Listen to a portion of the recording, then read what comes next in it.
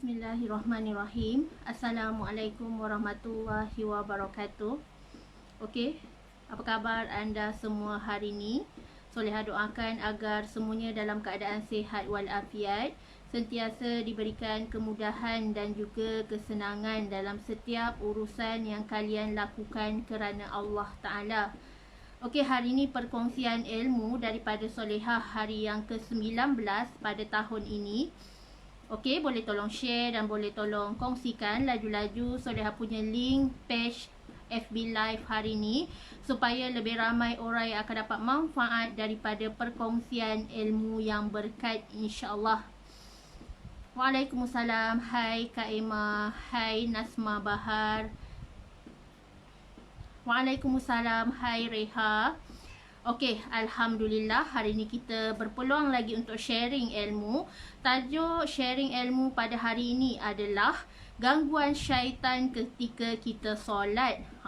Ini adalah masalah normal yang berlaku kepada kita. Kadang-kadang kita hilang fokus, kadang-kadang kita tiba-tiba rasa ada gangguan, tak boleh nak khusyuk dalam solat. Okey, kita cek satu persatu.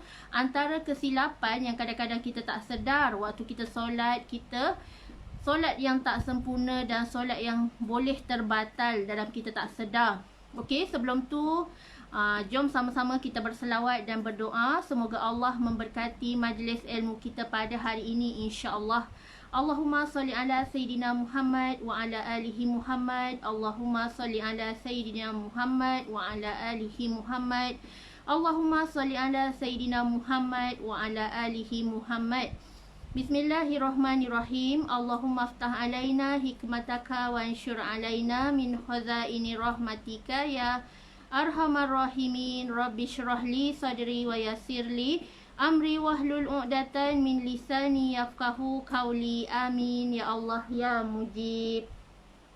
Okey, berbalik kepada tajuk kita hari ni. Penting untuk kita cek balik, recheck balik mana-mana satu rukun solat kita yang tak betul, yang tak tepat. InsyaAllah kita sama-sama perbetulkan. Tajuk hari ni adalah gangguan ketika kita sedang solat. Apakah antara bentuk gangguan yang selalu mengganggu kita waktu kita solat ni? Okey, yang pertama, kita kena cek dahulu daripada kita. Waktu kita mengangkat takbiratul ihram, kita selalu silap dekat sini. Kita was-was sama ada kita ni dah angkat takbiratul ihram ke atau belum. Kita dah lafazkan takbiratul ihram ke belum. Dalam kita tak sedar, rupa-rupanya kita belum melafazkan Allahu Akbar. So, tersilaplah dan terbatallah solat kita secara automatik kerana kita tak melafazkan rukun kauli yang patut kita sebut waktu mengangkat takbiratul ihram. So, ini adalah antara was-was yang sering berlaku. Kalau dekat masjid pun, kalau kita pergi solat berjemaah, kadang-kadang imam sampai mengangkat 2-3 kali takbiratul ihram. So, ini adalah antara bentuk gangguan yang normal berlaku ketika solat fardu, especially bila kita solat berjemaah. Berjemaah ni bila kita solat ada imam, ada makmum dekat belakang-belakang tu. So, penting untuk kita bermula dengan takbiratul ihram. Kita lafazkan lafaz takbiratul ihram dengan secara sempurna, insya-Allah. Jangan ada rasa was-was. Was-was ni sangat bahaya dalam ibadah kita. Hendaklah kita yakin bahawa kita dah lafazkan takbiratul ihram. Kita mengaku dekat hati, ya Allah, aku yakin aku dah lafazkan. So, alhamdulillah, insya-Allah solat kita diterima oleh Allah Subhanahu Wa Taala. Okey, kesilapan kedua dan juga gangguan yang selalu mengganggu manusia ketika solat adalah ketika kita membaca bacaan di dalam solat. Kadang-kadang rakaat pertama kita baca surah Al-Kafirun. Kadang-kadang kita was-was antara ayat 3 dengan ayat keempat ni, mana satu yang dulu. So, bila kita baca bacaan di dalam solat, kita kena jelas. Rukun solat ni ada 13 yang wajib kita jaga. Di mana ada rukun kauli, ada rukun fi'li, ada rukun qalbi. Mana satu kauli? Perkataan. Mana satu fi'li? Perbuatan. Mana satu qalbi? Hati. Hati yang bertindak waktu solat. So, dekat sini, kalau kita waktu kita solat, kita tak baca Al-Fatihah, kita tak perdengarkan sehingga di telinga kita, tetapi kita hanya bagi desiran-desiran angin je, maka solat kita tak sah. Rukun kauli wajib untuk kita lafazkan dalam solat kita. Contohnya surah Al-Fatihah lah. Bila kita solat, surah Al-Fatihah wajib kita perdengarkan sehingga pendengaran kita ni dengar bahawa kita baca surah Al-Fatihah. Tak perlulah sampai menjerit, tak perlulah dengar sampai macam loudspeaker suaranya, tetapi sekadar dengar di pendengaran kita. Jangan kita baca dalam hati. Siapa yang solat baca Al-Fatihah dalam hati, solatnya tak sah. Siapa baca Al-Fatihah hanya mendengarkan desiran-desiran angin, solatnya adalah tidak sah. Sebabnya surah Al-Fatihah ni adalah rukun kauli yang patut wajib kita lafazkan ketika solat kita, insya-Allah. Okey, kesilapan ketiga. Waktu kita solat, syaitan selalu bisik-bisik ganggu kita supaya kita ni tak sah solat, supaya kita berhentikan solat secara sengaja. So, yang ketiga ni, pernah tak kita selalu antara bila kita buat solat Zuhur ataupun Asar, kita was-was, dah 3 rakaat ke dah 4 rakaat? So kita was-was, 3 kot, 4 kot. So macam mana bila kita dah was-was dalam solat kita? Kita lupa bilangan rakaat kita ni. Kita dah solat berapa rakaat dia? Rasa macam dah 4 rakaat. So bila berlaku perkara sebegini, ada khilaf pendapat, hendaklah kita yakin bahawa kita mengambil bilangan yang lebih sedikit. Jangan kita solat lebih-lebih rakaat. Jangan kita solat kurang-kurang rakaat. Hendaklah kita yakin dalam hati kita, ya Allah, aku baru solat 4 rakaat ni, dah cukup dah, tak perlu lagi aku untuk tambah rakaat lain. And then bila kita yakin solat kita ni baru 3 rakaat ni, okey, aku yakin baru 3 rakaat, so aku akan selesaikan lagi tambah 1 rakaat. So kita kena yakin. Jangan bila kita solat ni kita was-was bilangan rakaat kita ni berapa, 3 rakaat ke 4 rakaat. Dan yang lagi mustahil, kalau kita solat subuh, kalau kita was-was, kita ni dah baca doa kunut ke tidak. So kalau untuk solat subuh ni tak ada masalah kalau kita tertinggal doa kunut, sebab kita boleh buat sujud sahwi. So ini adalah antara bentuk-bentuk gangguan yang syaitan bisikkan dekat kita waktu solat ni. Syaitan timbulkan rasa was-was dalam hati kita, timbul rasa ragu-ragu, betul ke aku solat ni? Niat aku solat tadi solat Zuhur ke solat Asar? So dekat hati kita, kita kena jaga nawaitu kita. Niat kita waktu solat. Kalau betul lah kita nak solat maghrib, kita niat solat maghrib. Kalau kita betul nak solat isyak, kita niat solat isyak. Jangan bila kita solat maghrib, kita niat solat isyak. Tu dah batal dah, sebab niatnya tak betul. Okey, macam tu. Okey, antara bentuk-bentuk gangguan lain yang lagi syaitan ganggu kita ketika solat, yang keempat adalah kita ni rasa nak tergesa-gesa selesaikan solat. Kita rasa macam ada urusan lebih penting dekat luar sana. Aku kena solat macam robot ni, aku kena solat laju-laju. So macam mana solat kita nak diterima oleh Allah kalau solat kita tak ada tamak-ninah?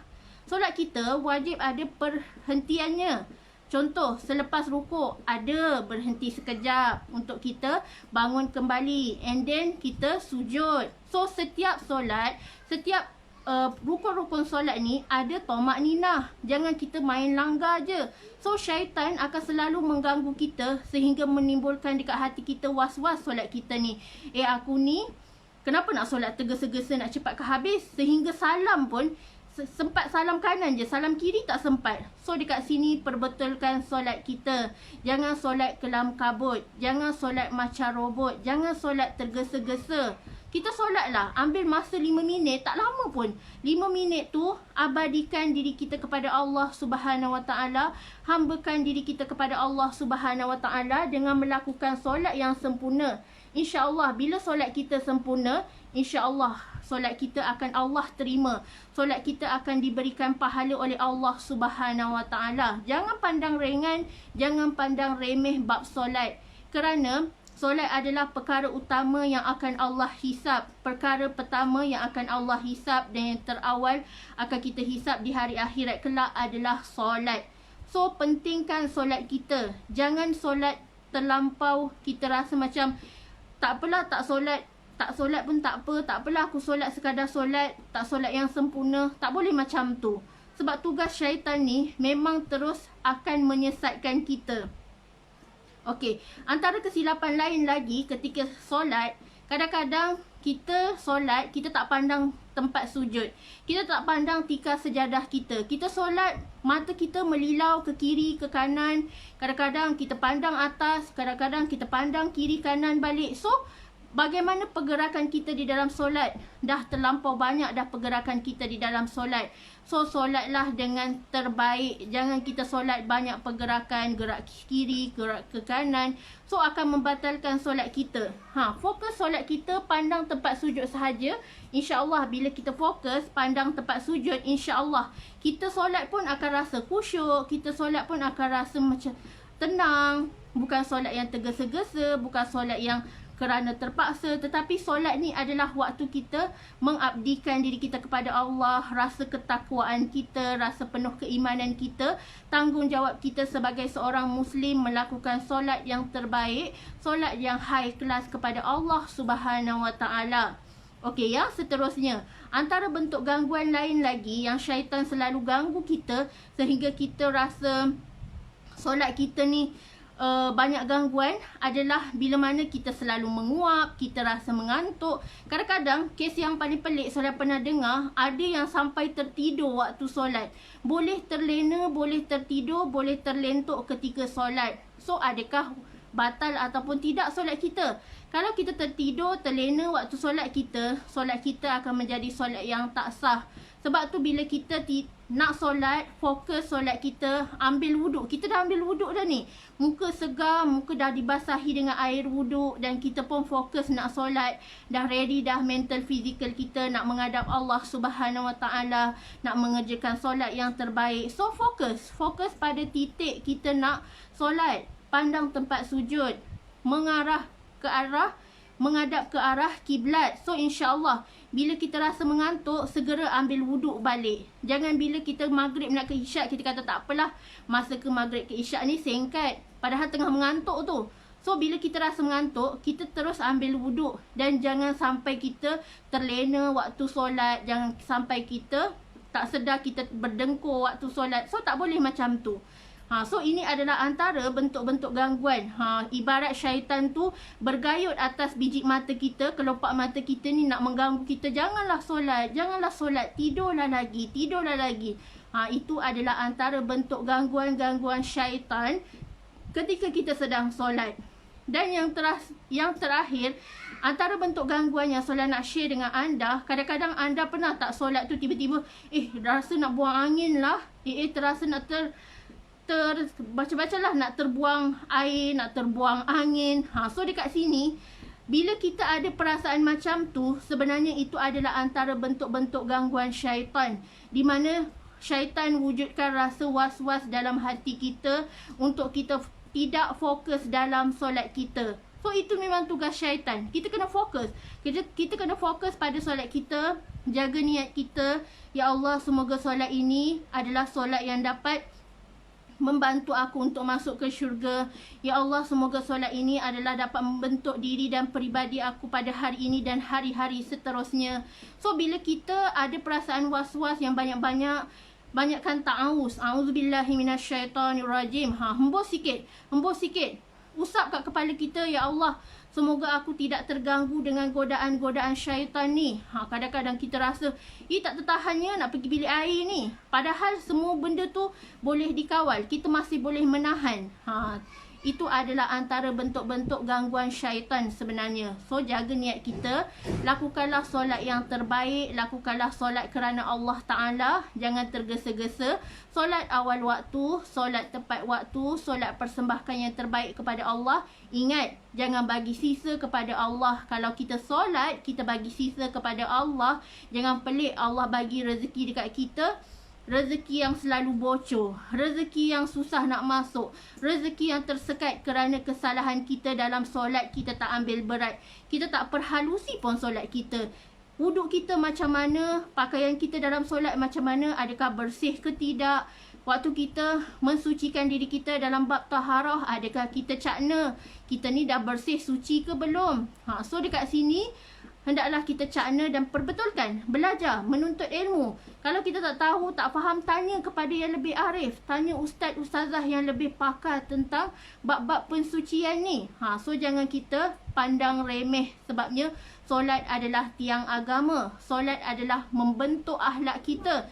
So jangan pelik kenapa akhlak kita semakin buruk, akhlak kita tak terjaga, sebab solat kita pun solat yang sambil lewa. Solat kita pun kita tak perbaiki. So repair solat kita. InsyaAllah bila kita betulkan yang utama, InsyaAllah rezeki akan masuk mudah dengan lancar. Rezeki akan masuk barokah dalam kehidupan kita. So selalulah jaga solat. InsyaAllah jaga solat, kita selangkah ke syurga Allah Subhanahu Wa Taala. InsyaAllah. Okey, sekadar ini sahaja perkongsian solehah hari ini. Semoga bermanfaat.